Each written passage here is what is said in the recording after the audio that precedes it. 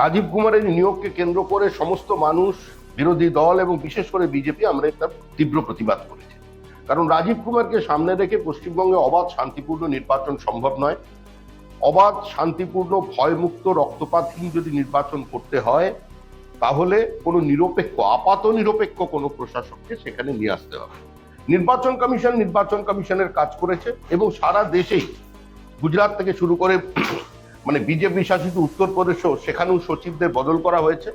অর্থাৎ যে কোনো মূল্যে নির্বাচনকে অবাধ এবং শান্তিপূর্ণ করতে, রক্তপাতহীন করতে নির্বাচন কমিশন বদ্ধপরিকর। তবে শুধুমাত্র ম্যাক্রো লেভেলেই পরিবর্তন করে কোনো লাভ নেই।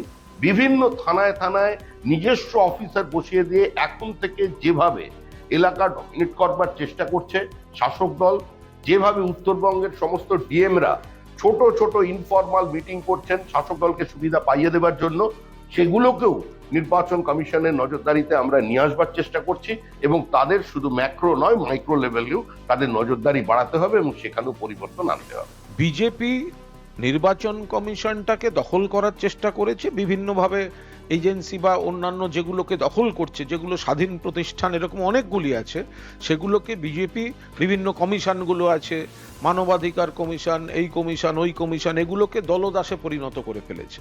তো এখন ইলেকশন কমিশনটাকেও দখল করার চেষ্টা করছে এবং তাদের নিজেদের যে কর্মসূচি সেটা ইলেকশন কমিশন দিয়ে প্রতিফলনের চেষ্টা করছে।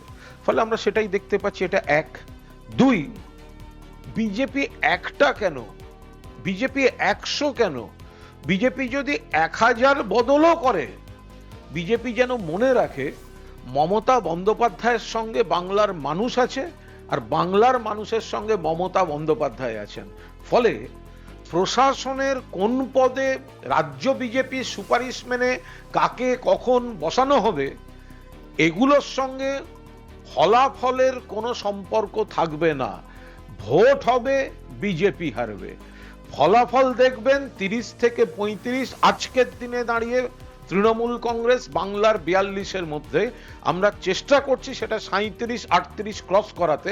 আমরা 42-এর জন্য এগোচ্ছি। ওরা এই সরকারি কোন পদে কে আছে, কে রাজ্য থেকে কোন গদ্দার কি লিস্ট পাঠালো, ওরা ওই নিয়ে ব্যস্ত থাকুক। আমরা মানুষের কাছে যাব, ভোট জিতে আসবো।